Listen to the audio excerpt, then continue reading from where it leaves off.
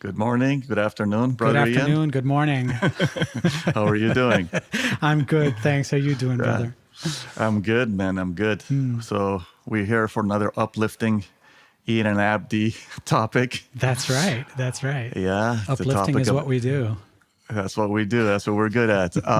So me and you recorded, tried to record about 2-3 weeks ago this topic, which is addiction, and we had all kinds of technical problems. Right. Which is, was like usually not our thing, but we had a lot of problems. So, I've really sat with this thing and I just wanted to start our session with what I've been getting, which is there's such a great dismantling going on, right? On the planet. Everybody feels it. It's hard to put into words. We can be, it's politics, or it's an environment, or it's crazy people. But people are feeling it. And when I talk to a lot of my patients, they keep talking about people around them sleepwalking. This is like this word that keeps coming up with people. Hey, people are sleepwalking. I'm having this experience of people sleepwalking. Well, that is the addictive behavior. And we'll get into what that means. Right. But Yeah. the thing that I want to just start with, we have to really be gentle. The topic of addiction brings so much shame for all of us. Right. It's a very shameful thing to talk about. Right. When we talk about addiction, we think about the guy or woman smoking crack or with a needle in their arm. Right. And we'll get into there's different levels of addiction and different ways they come out. But this great dismantling that's happening around the planet, it's nothing to be feared. But at the minimum, it needs to be met. And when we're in addictive behavior, which again we'll get into, which everyone is all the time, we're not meeting it. Yeah. We need to have a little bit of time every day just to be present with our feelings. So the witnessing of ourselves, of our lives, of our sisters and brothers, of this planet is what sobriety really is, which is being able to tolerate the moment. Right. Right? So we can just start right off the bat of there's so much anxiety we all have from our personal wounding. There's a lot of anxiety with everything, all the big changes on the planet. The behavior that most of us have learned to do is to check out of the moment. Right. So a simple way to define addiction is the inability to tolerate the moment because of past trauma. Right. So we can't be here. Precisely. And if we look at it from that place, even the birthing process can be trauma. It doesn't have to be that, our mother did this, our father did that, although that's definitely a part of our culture. Yeah. So what we're really talking about here of being sober is to be able to tolerate the moment. And that takes practice. Right. I mean, all my teaching for all these decades has been about be here now, right? Everyone's teaching, it's not mine, but certainly has been mine as a person who cut his teeth, literally being an addict, treating addicts for over 40 years. I don't know if you know this about me. Me and you haven't talked about it, but how I got into acupuncture in the 80s. I was gonna be a physician. I finished my pre-meds. I did an internship in the South Bronx in the mid 80s, working at a clinic in Lincoln Hospital, which had a pilot program using acupuncture to treat, at the time, the crack epidemic was roaring. So that's how I got into acupuncture. So I was an addict myself. I had worked with addicts literally for decades. I was living in East Harlem at the time. So when I wasn't working at the hospital in Lincoln Hospital, I was running a clinic for addiction again in the Lower East Side with some friends, physicians. And then I used to actually detox people in my apartment. Right. So on weekends, I would bring friends, and then it was patients. I would bring them home on a Friday night, spend 2 days with them. I would have these herbal baths that Lincoln Hospital had come up with. We would give people herbs. I would have friends come over, do acupuncture, really detox people. So the addiction thing is something I've breathed and literally lived with for decades. I've lost a lot of close friends to addiction back in the day, which what got me into doing detox work. And then I taught addiction and acupuncture for a decade and a half in the acupuncture school where I was teaching. So it's something that I've been steeped in for a long time. At the time, as I got deeper into it, I realized the whole culture is an addict. right? It was easy to be like, oh, get the heroin addict off heroin, get the crackhead off crack, crystal meth head, Tina, alcohol. But as I kind of got more mature in my practice, I realized we live in a culture of addiction. And we can break down addiction into substance abuse, which is what people think of an addict, alcoholic, drug addict. Yeah. Then there's behavioral abuse, Yes. which is, pornography, which is a huge one, which is so detrimental to people's psyche, shopping, and then, things like constantly being on social media, Gambling which again, me and you and have, whatnot. so the gambling thing. So yeah, just we don't need to get too lost in the stats, but the Yeah. gambling thing is so interesting. I was just looking up some stuff. Did you know that just in the U.S., online betting and lottery, which is like such an addictive thing, it's projected to be almost $15 billion this year. $15 billion of people using to check out, right? Wow. It's just really wild how that part of it. Yeah. And then the substance stuff, right? People know about, cocaine and then heroin, and now fentanyl is a big thing. In the US alone, between 1999 and 2020, we have lost 850,000 people, almost 1 million people, just in the US alone, to drug overdoses, right? So these things is just sign of a culture that is in so much pain. Right. And that's the part that we don't really deal with, right? Addiction, people focus on the substance, they focus on the behavior, but what it really is a reaction to intense, unhealed trauma and pain, Right. right? And yeah, that's not news. We all know that. But the question is, what are we doing with it, Yes. right? The person who is a substance abuser kind of knows they're in trouble, hopefully, or they hit bottom, they know it. Right.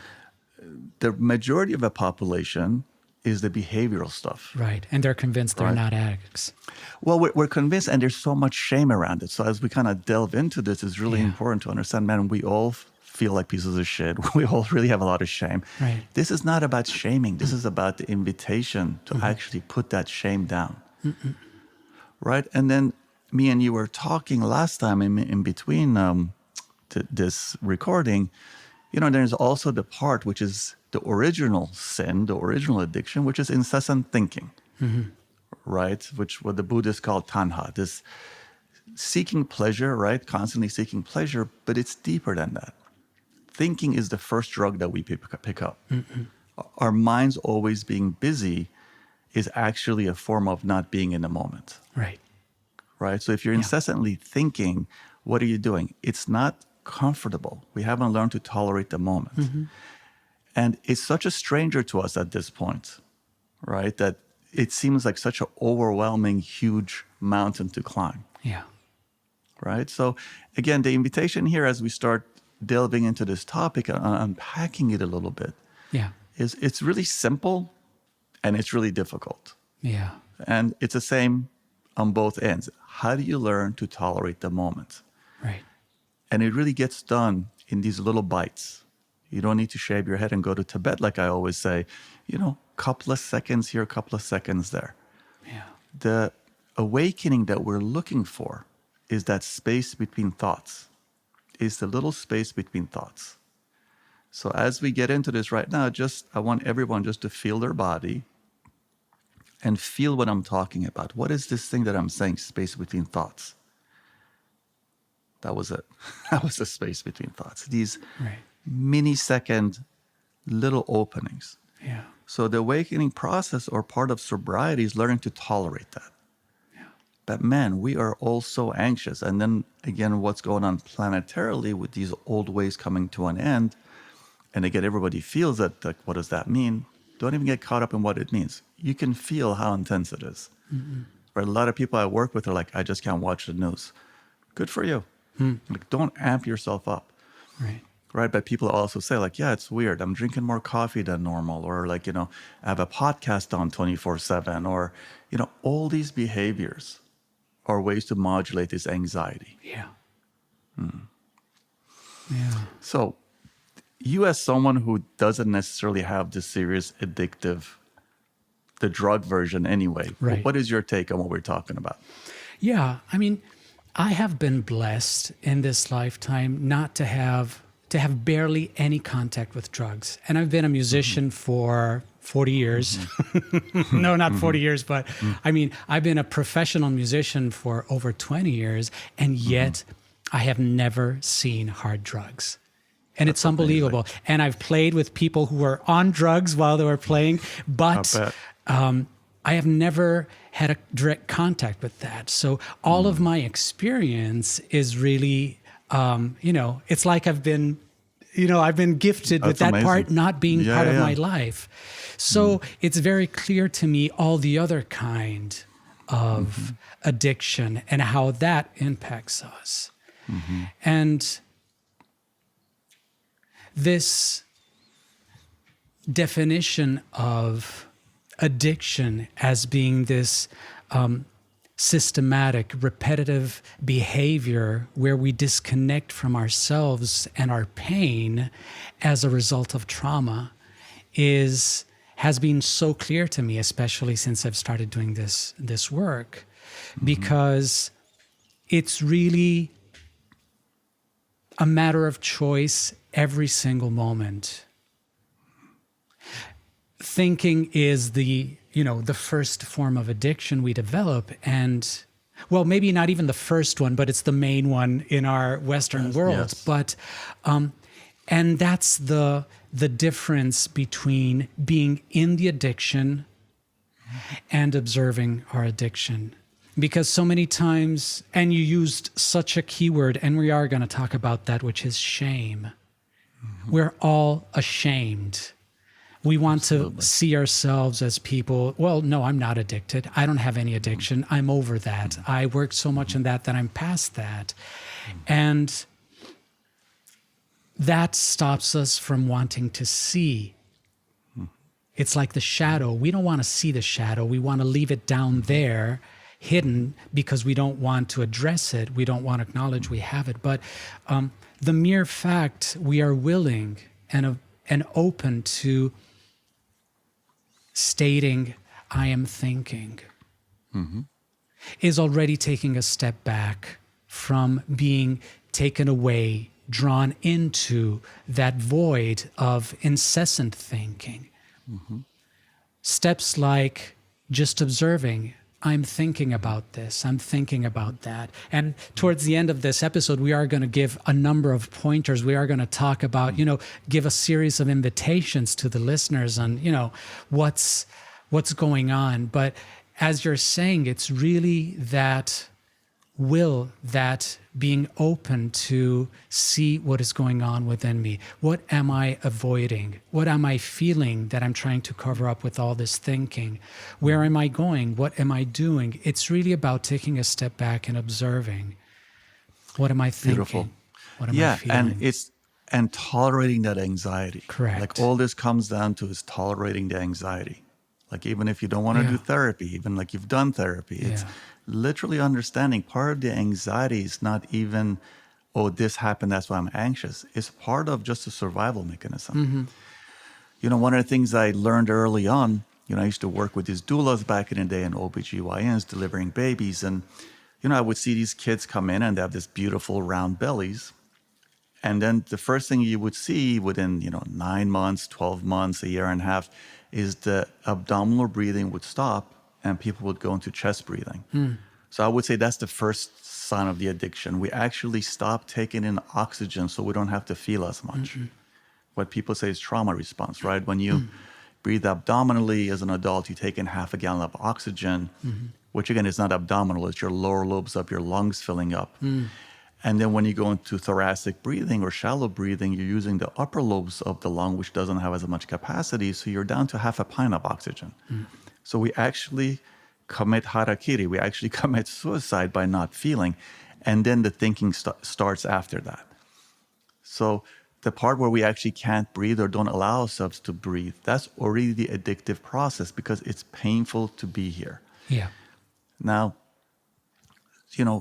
what Carl Jung used to say is pleasure, which is this pleasure seeking we do, is reducing tension, is tension relief. So part of this addictive thing is we're trying to actually release the tension which we're all under. Yeah. And instead of what we're offering here, or what anybody who works with addiction offers, is instead of a destructive way of reducing tension, a constructive way is just show up. Right. Just show up. And then to bring it full circle to the beginning of what we were saying, the minimum that we owe ourselves and owe this plane and owe everyone around us is just to be present at least a couple of seconds at a time during a day, just to show up. Right. Right? We've all incarnated at this point because we all have work to do, quote unquote, in the dream. And that gets revealed by showing up. That's how we, open the envelope of the soul's directions to the personality. That gets opened by showing up. We don't need to, and we're all such control freaks. So part of this is also how we control it, right? Shutting down breathing, the control mechanism. Incessant thinking, control mechanism. So again, it's like giving up a little bit of control. That's learning to tolerate the space between the thoughts a couple of times a day. And we're talking here a couple of seconds. Yeah. Yeah. And I'd go as far as saying, see this as an inherent part of the human experience. Beautiful. Don't stigmatize it as something that should not happen. There you go. We are, Yes, it's wired in yes. us.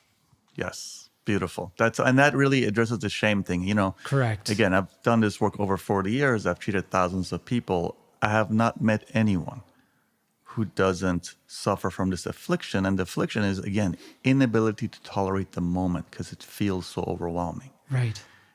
And if you've skipped that part of having a relationship with yourself for 30 years, 40 years, 20 years, 60 years, yeah, it's going to feel really overwhelming. Right. But in fact, it's quite delicious. You know what I mean? It's like never taking a bath. You're like, oh, no. And then one day you get in a bath, you're like, oh my God, this is like amazing. Right. But if you're a person who's never taken a bath, it feels very foreign. So again, we are strangers to ourselves. And it's about befriending ourselves. Addiction is really keeping yourself a stranger. And you said something really profound. The unconscious part of this, the repressing the shadow. Yeah.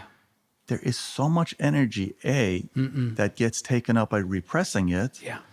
And B, that when we don't access, it's our life force that we're getting rid of.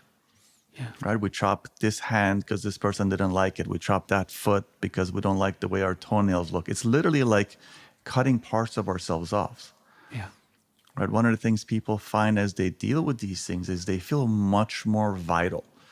They feel much more alive. Yeah. Because these are real things, right, that we've sort of forgotten in our culture. Right. And a thing that I find very, very important and almost banal, but we don't think about it because instinctively we're stuck in our trauma, believing that we will not be able to tolerate that pain. Yes. And we've talked about this before, but open up to the possibility that you can tolerate. Tolerate is easy to say, just tolerate it. But, it's very difficult. when it touches into that part, it's like, no, I can't. There's this great resistance. But if we bring to our conscious just the information that the day we decided not to feel, we were toddlers, most likely. And today we are not. I would say no toddler is listening to this podcast. So today, any one of us is capable, has much more tools, has much more abilities to tolerate that one or more than one thing that we're convinced instinctively we will not survive, that just open up to that possibility that today you're a very different person. You have a different structure, you have different strengths, you have different abilities to tolerate. You've tolerated so much more. And this comes up many, many times in sessions. Just reminding the person, you've overcome so much more than that which you're defending from. You're already there. You're already there. That's amazing. That's such a beautiful point. 100% true. The amount of energy it takes to run away from it and the suffering of not facing it. And all my people go, oh my God, facing this thing. It's like, Jesus Christ, man, you're spending $1 million not to look at $100 on the floor. It just doesn't make sense, right? Like when you get into that point, it doesn't make sense. Right. And it's interesting too, even when we start facing it, initially it's so foreign. And when I say facing it, that space between the thoughts or your true nature, whatever word you want to use to describe it, it feels like a stranger And then it feels like boredom, which actually it's not boredom. I remember when in my early 20s, late teens, I was, working with my sobriety.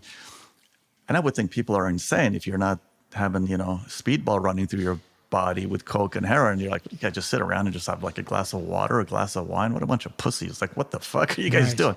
It takes a while, right? But that sounds like an extreme example. That's actually all of us. Because we're so mobilized all the time that not being mobilized feels like this is boring. And then as you start hanging out, like, oh my God, this is amazing. You get to know people. It's actually really nice. And you have a conversation. But to go from that speed train or that downtown train to like just hanging out and not being in a train station, it's like, wow. So again, the words are tolerating. Yeah. And we haven't even started touching into the relationship thing. Exactly. The matching aspect of a speedball in relationships and how that whole aspect of boredom or excitement touches into the relationship thing. And I don't even know if we want to go there right now. Well, I would just, I mean, that would be, we can spend weeks there. We both have PhDs in that. The thing with that, I would put that under the behavioral addiction, right? So the substance thing, again, that's what everybody thinks of addiction, but the behavioral thing is like, we've done caretaking, caregiving, which we're going to do another episode because people really that resonate with people just to break it down. But those are the behavioral addictions. Right. And again, it comes like, what are all these things have in common? There are ways we keep ourselves as strangers because we're so freaked out of what we might find, who this person that I call myself is, that I will do anything, right? So the behavioral thing is being on the phone 10 hours a week with quote unquote friends who are needy or who are falling apart or a partner. Like, it's this constant being mobilized again of not being present. Just with these numbers, it's incredible. Like in the US alone, 70% of the population is on one medication. I mean, just talk about addiction, right? Psychotropic, some of them, most of them, but like it's the level of disconnection. Now, this is not a judgment. These medications can be helpful, but it's a sign of like, we're in so much pain and we're acting like this is normal. Right. And it's amazing because every year some other level of crazy gets normalized. Some other levels of pain gets normalized. Right. So again, like it's hard to see it. We're in this cultural group hypnosis of what's being tolerated.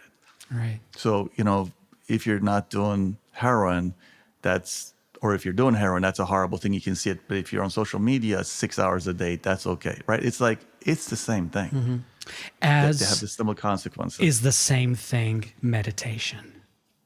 Yeah. It really depends what you use. You can use just about anything if you want to check out from whatever you're feeling and you don't want to feel it. So the whole thing that I've always, again, Shadows on a Path was about that. And the whole thing now with all these medicines and all these, it's the intention behind it. Exactly. Are you checking out? Or are you checking in? I have this discussion all the time, like if you're doing ayahuasca every weekend, in my own experience with my back in the day, you do one of those journeys, it takes a year, it takes 6 months just to internalize and heal everything shown to you. So a lot of times with again, I've seen this with meditators. People will meditate 2-3 hours a day as a way of not being here. Right. Again, it's not about judging it, it's about discernment. We know when we're doing things to not be here. Yeah. It might take a second, but if we sit with ourselves, it takes a tremendous amount of work to live in a diseased culture, which is a world culture now, and not be an addict. Right? As the level of crazy gets normalized, all these wars, endless wars, like, it's insane. It's like people take sides, this is that. It's like, we're living in an insane culture. It's normalized now. Like, now, it's literally like the Orwellian thing, endless wars. It's like, how many times do we have to go through this? Yeah. Again, the place of a sane person is in an insane asylum to kind of repeat that mantra. But no, it's not an insane asylum. It's to realize you're living in an insane culture. And again, that's being the world and not check out. Yeah. Right. You can use music as this beautiful thing, me and you as lovers of music, to connect, or you can have your AirPods in, 10 hours a day and just constantly have this background noise with podcasts or music as a way of not feeling the pain. Even if you're doing that, pay attention. Like, what's going on here? Yeah. I always say, whether it's a substance or it's a behavior, take 2 seconds, literally. What am I feeling? Then plug in. Right. And the plug in is really checking out, right? You're plugging in your brain to keep it mobilized. It's like we're too lazy to just do all the thinking. So now let me just have somebody else do the thinking for me. Right. Right. Right? Like, again, it's like the same thing with all of these electronic equipment that we use, tools that we use. It's like it does the incessant thinking for us. Right. So it's like pipe music in the elevator, except now we're actually popping it into our brain. Right. Right. So if we look at addiction as a dysfunctional attempt to reestablish a fulfilling connection with a sense of well-being, we recognize that we are seeking that peace, that well-being. We're just doing it in a dysfunctional way. Beautiful. That's absolutely it. Again, it's getting to know yourself. The dysfunction is, Correct. and it takes so much energy when you actually start seeing it to disconnect from yourself. Right. Right. Right. It's it literally, takes it brings, more work to keep Yes. yourself disconnected than to stay with Yes. yourself. yes. You know, and all of those things, like the incessant seeking with spirituality, which God knows I suffered Right. from decades. Right. It's the same thing. Yes. Yes. You know, it's all numbing. You know, people used to talk to the Buddha. They were like, teach us about Brahma, teach us about God. Yeah. And his whole thing was like, I'm not here to do that. Right. I'm here to talk about suffering and Right. end of suffering. Right. Right? Keeping it simple. Yes. Keeping it simple. Yes. Not like I'm not here with religious stuff. I'm not like you guys kill each other over that. We're all good. I want to talk about suffering and end of suffering. Right. I always loved that. It was so succinct and to the point. That's, again, what we're talking about here. Yes. So Yes. to your words beautifully, it's a thing that's not working. It's actually creating suffering. Right.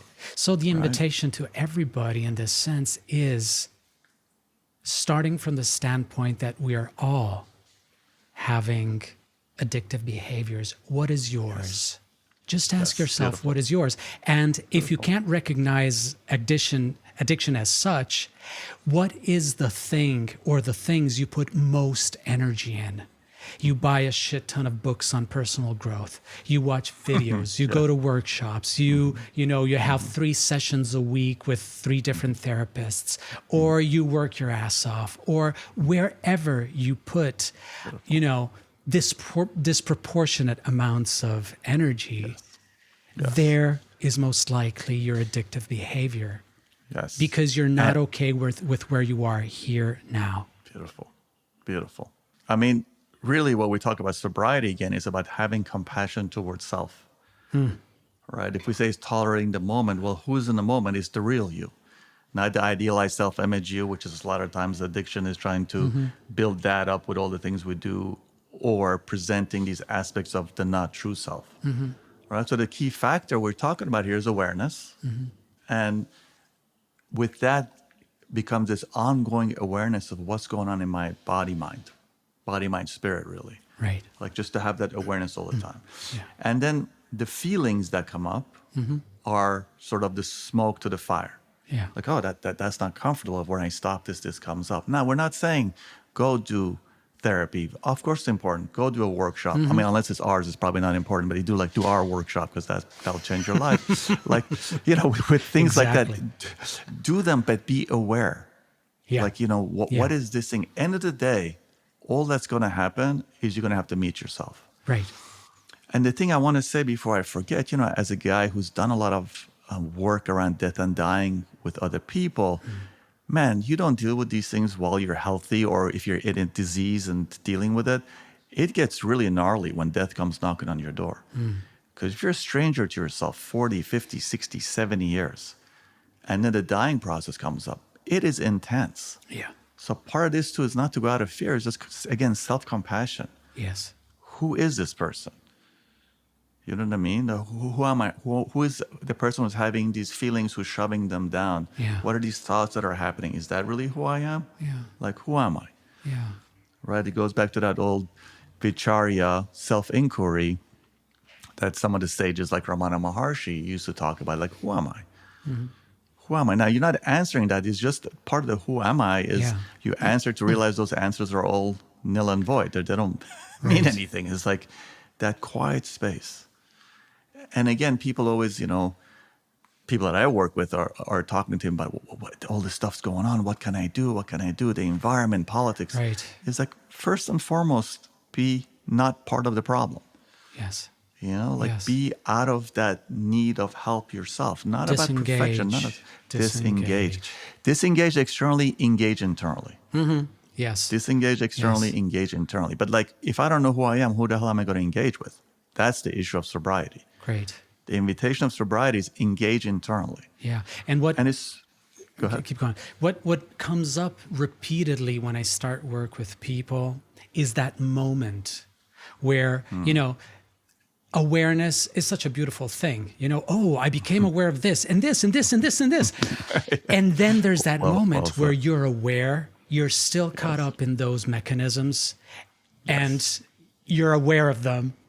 So Beautiful. you see them, that moment of who the fuck am I if I'm not all these coping mechanisms? And that is the hardest thing, to stay into the void, because as long as you're discovering new coping mechanism, it's, you're enthused by this because it charges you up. You see an end to this, but then you get to the point where you realize it's going to take time.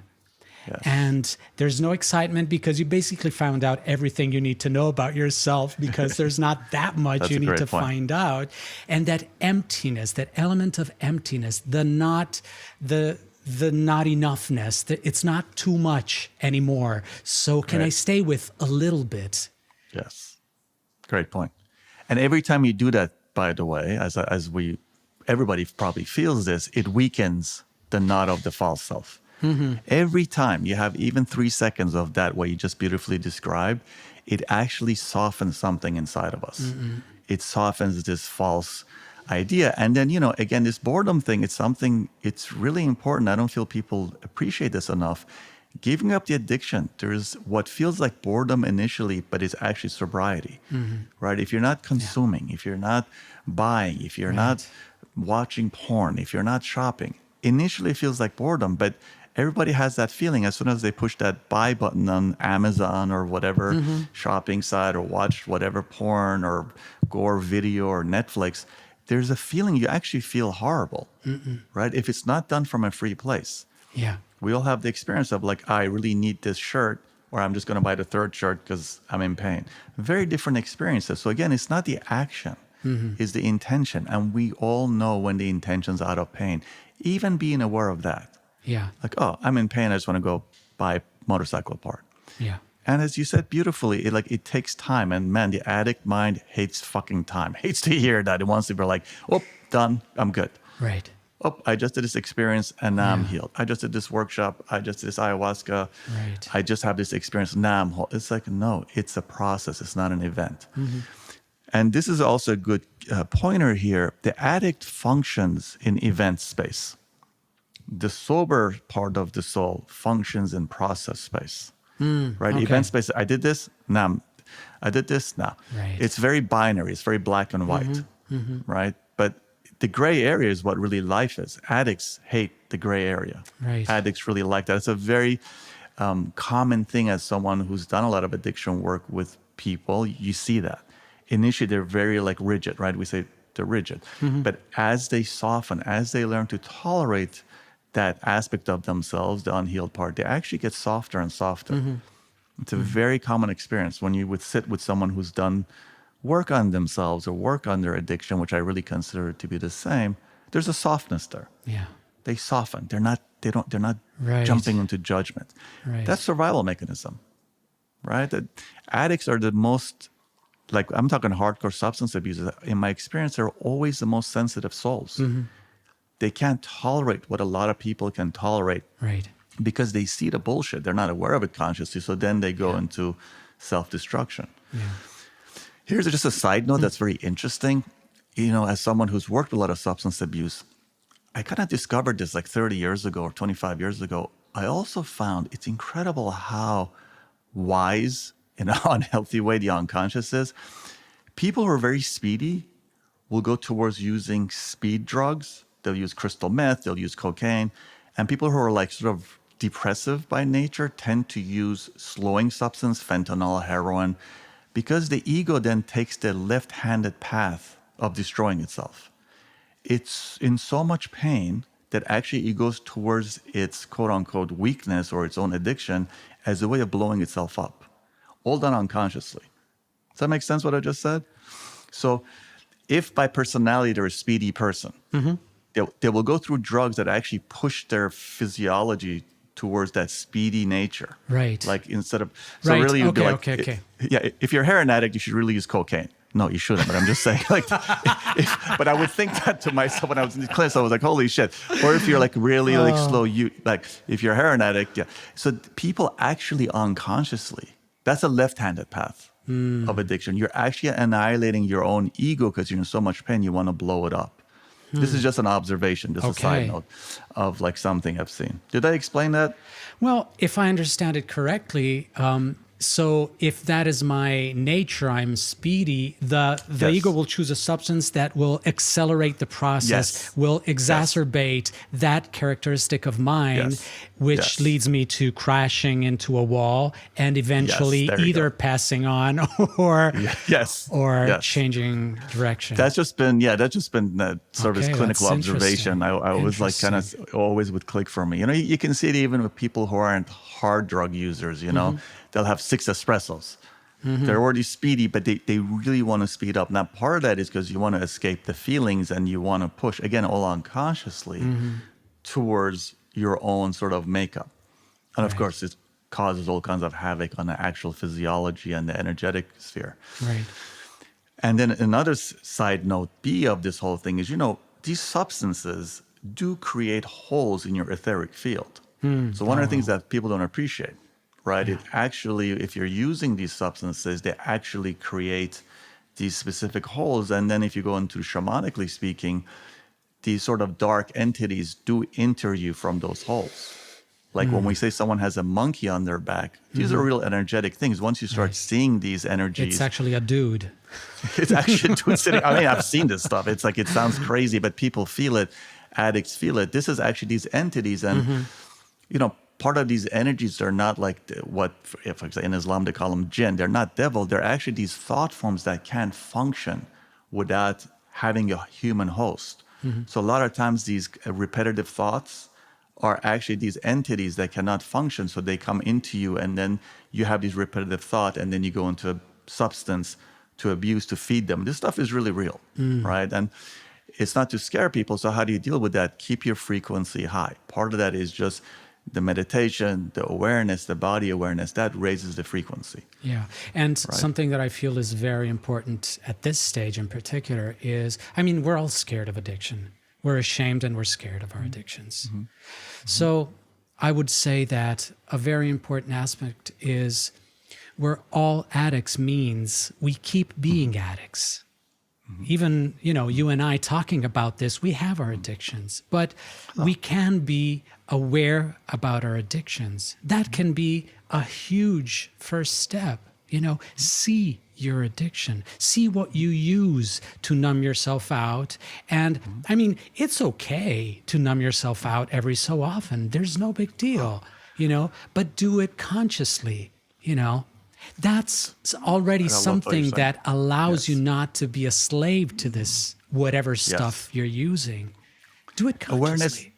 Awareness, conscious awareness is the tool for healing everything, right? I mean, we need relief. And again, the thing that I was saying that Carl Jung used to say, you know, it's that pleasure seeking is tension relief. So part of that is like, we have to really, we do need relief. And then there's ways we can replace the destructive relief mechanisms with healthy relief mechanisms. And again, the thing I always say, it's the intention. You know, I love music. I love movies. I know when I'm going to go reach out to it from a place of pain. And ironically, when you reach out to these things that you love from a place of pain, you're not going to enjoy them the same way as when you actually go, oh, I got a new record, or I haven't listened to this record in a long time. That's very different. As opposed to, I've had a painful day, let me just throw this on, you know? One of the things, for example, with music, something that I learned a long time ago, I never subscribed to these sort of subscription electronic things that play music for you. I very consciously was I want to be the captain of my own ship. I want to play a CD or a record or a cassette. Yeah, I'm that fucking old. Because I want to choose Or LP. no, LPs. That's what I'm saying. That's what I listen to all the time. Never mind the depth of the listening experience. Because I want to make it a very ritualistic experience of being present to something I love, as opposed to just, I go to people's homes, but if I forget these, this stuff. You young kids play these electronics things. Like the music is playing, like from this choice is playing this music. I'm like, no. This is like a very sacred thing for me. If I'm listening to this person, I want to actually choose and have an experience of it. So what am I saying here? Also create those kinds of rituals for yourself with something you love. Now, that could be feeding your cat or dog. That could be sitting with a friend. That could be, I'm feeling this experience. I want to pick up the phone and talk to a friend. Do it from a place of presence. I'm going to text someone. Do it from a place of presence. Again, it's just what you said beautifully, conscious awareness. And in a way, which is, can sound weird, but you'll understand what I mean is fall in love with your addiction. Yeah. And start having a love relationship rather than a compulsive, dysfunctional relationship. Beautiful. It doesn't mean that your addiction is wrong. There's nothing wrong with meditation, with self-help books, or with any kind of substance. I mean, any kind of substance, really. It's a symptom. Right. Those things are symptoms. Yeah. Right. It's about just your relationship with them. Yeah. Right. Even with the friend who's a pain in the ass, like if we're not honest with them, again, as to the points of your words, kind of pointing towards that, and just like for the 10th time we're saying the same thing, that's not a relationship. You can actually have an honest experience of it. Like, again, it's the honesty towards these things. Right. You might find out you don't like cocaine, which is fine. Yeah. You might find out you like doing cocaine once a month, and it's fine. Yes. But just don't stigmatize the whole addiction thing. Yeah. I mean, every 12-step person right now has got a gun coming your way, have a mafioso for saying that. Yeah. Yeah, we're talking about the awareness. I don't talk about hard drugs. I don't know hard drugs. I don't know that reality. My premise was that's exactly that. That's why I gave that introduction. I don't talk to that. I don't work with addicts. It's just not my thing. But I'm talking about everything else. Yeah. Well, it's about having a relationship with yourself. The thing I would bring this around to is like what we're talking about here is have a relationship with self. Again, the one thing I can share is someone who's done this work for a long time. If you're a stranger to yourself, you're not going to be able to deal with the symptom. End of the day, what they call in the 12-step program, white knuckling, that's when we are dry addicts. One of the curses of, thank God people aren't hard drug users, but one of the curses of being a functional addict, which is the majority of the population, is you don't realize how much pain you're in. Right. So if your addiction is just relationships, your addiction is, the phone, your addiction is like Instagram or X or whatever, you're not actually realizing that you're a functioning addict. And functioning addicts don't hit bottom. So you can go through 50 years of being in codependent relationships, form of addiction, or, your phone or podcast 24/7, even falling asleep to them, which is a very common thing. That's another one, right? Like we have such a hard time knowing ourselves. Yeah. I treat so many people that cannot fall asleep unless there is a podcast in their ear pod. Well, even if that 5 seconds before falling asleep, you don't know who you are. This is the loop. Yeah. You were in that loop, and then we wake up, and then the coffee goes. And all these drugs, by the way, that's very big in the West, which is caffeine and nicotine, which is getting less. But, people on their, little electronic devices, those are both concentration drugs. Those are drugs that disconnect the body. Right. And then people talk about using THC. Everyone uses it for sleep. In Chinese medicine, THC, its function on the body is the speed.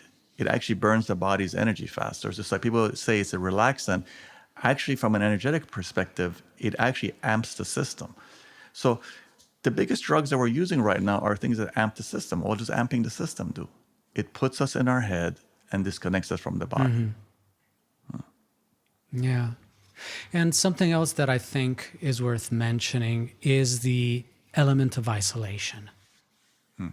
Isolation is something that, either we do because we have our reasons, either because we have an issue with people, we don't trust anybody, and we prefer not to deal with anybody almost anybody, or because, we have some sort of social isolation. Personal isolation is that shame coming from trauma, because when in trauma, what happens is we feel that either there's something wrong with me because our parents are divine entities. So if they were abusive with me, it means that there was something wrong with me, or, I'm too weak. But there's that element of shame. So there's that element of self-judgment, self-aggression, self-punishment, and self-isolation. But then there's also the social isolation, which is the stigma of, the moral stigma of the addict. So there's the personal discrimination. You're socially ostracized from this personal discrimination, but you're also criminalized. So you're legally ostracized as you get put in jail. And this experience of isolation, whether we choose it for ourselves or society chooses it for ourselves, means being cut off from our families, and we might choose to isolate from our families or religion or society, community, support networks, friends, and whatnot. So isolation is also a big part of this. It's huge. I mean, it's really huge. And, what's happened, and if you look at the COVID and the lunacy around that of people really being disconnected, like we already were so disconnected. Yeah. Part of it is really the powers that animate the culture is social engineering, for lack of a better word. Like people have been isolated. Yeah. They're not really connecting, and they kind of forget that. And the other part is, even if you're social, quote unquote, when you're in your false self, you're still isolated. I mean, you can be around 10 people and be the fake Abdi, so Abdi does whatever, so people can like Abdi. The loving you're spiritual being, the love mask that is so popular in the New Age world and whatnot. All of that. And even if you're not subscribing to that kind of nonsense, so many of us are fake in some ways because that's how we got kudos in the past. Yeah. So you're isolated more than people realize. You don't have to be some lone wolf, Kaczynski making, Unabomber in a cottage somewhere. We really have this. So the isolation thing is huge, what you're saying. We do feel so isolated. And again, that's the false self. So even if you're out in the social world, I treat social butterflies for an amazing amount of pain because they're never been allowed or learned or been taught to be themselves. You see this all the time. This is like a common thing with these Instagram people, 1 million followers, and then they kill themselves. It's like, it's actually quite painful if you live this illusion of abundance and are starving on the inside. Yeah. Right? So, again, this all comes back to, first and foremost, get a lay of the land. Yeah.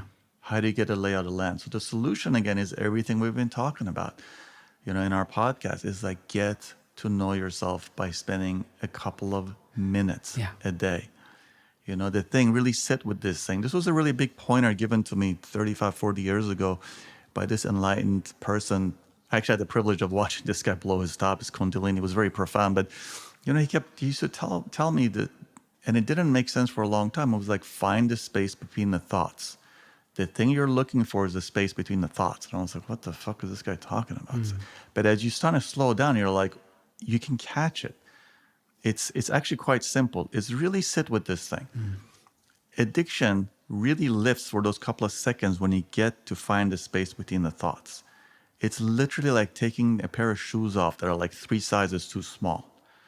For the first time in your life, take a deep breath, right? Nothing changes. You still got to pay your bill. You still got to pay your rent. You still got to deal with this. You still got to do that. But like, whoa, for that couple of seconds, just the world gets brighter. Yeah. Things get easier. Yeah. And what's really strange is that's actually hard to tolerate. The thing that we keep talking about, right? Addiction is a form of being mobilized. By mobilized, we mean constantly being in this state of fight or flight going. To learn to tolerate that space in between, it's quite an arduous wrestling match. Right. And again, like you said beautifully earlier, just something that you do, and then you do it again, and you do it again. You attempt to do it. Yeah. Till it becomes a little bit more normalized. Yeah, it's a moment-to-moment choice. And as we said before, you don't have to jump in the deep end. Start by standing on the threshold and just observe. What are you not willing to see? What are you not willing to feel? And it's fine. You're already bringing awareness to that. Just Awareness is the key. Yeah. It's everything. It's really everything. Yeah. And you don't need a PhD in it, right? Like literally, we come in here fully with these gifts and tools inside of us. Mm-hmm. Like once you want to, literally, if you take 2 centimeters towards yourself, Mm-hmm. your soul will take 9 kilometers, 9 miles towards you. It's really just that willingness to step even a little bit towards yourself, right? This stuff is real. This stuff is real. So especially with the veil being so thin right now, like when we just show up to ourselves, it's incredible how the self actually comes to meet us. It's just that literally we have our fingers in our ears and we're going blah, blah, blah, blah, blah, blah, blah. We don't want to hear anything. The soul whispers, but it whispers quite loudly, right? And again, part of it is like we also have to be okay, especially for those of your healers listening to this, we want to save people. We want to get people to get to see it. Like, it really is okay. Everything is okay. Yeah. Their souls are just going to go through their whole lives in a sleepwalking mode. That's what they want to do. It's okay. At the end of the day, everybody goes home. Right. Right? What we're talking about sobriety is the going home. That's okay. But if you're listening to this and if you're enduring pain, the message is like, well, maybe you don't have to endure it if you're willing to just do this little bit of work. And if you want to endure it, just be aware, like, I'm enjoying this. Right. Like, you know what I mean? If you're a masochist, just be like, I'm a masochist. At the minimum, don't be like, why is this happening to me? It's like, well, because you just paid somebody a lot of money to come in, put this black leather on and whip the shit out of you. You just paid for it. At the minimum, be like, wow, this is enjoyable. Right. Negative pleasure, but enjoyable. Right. Yeah.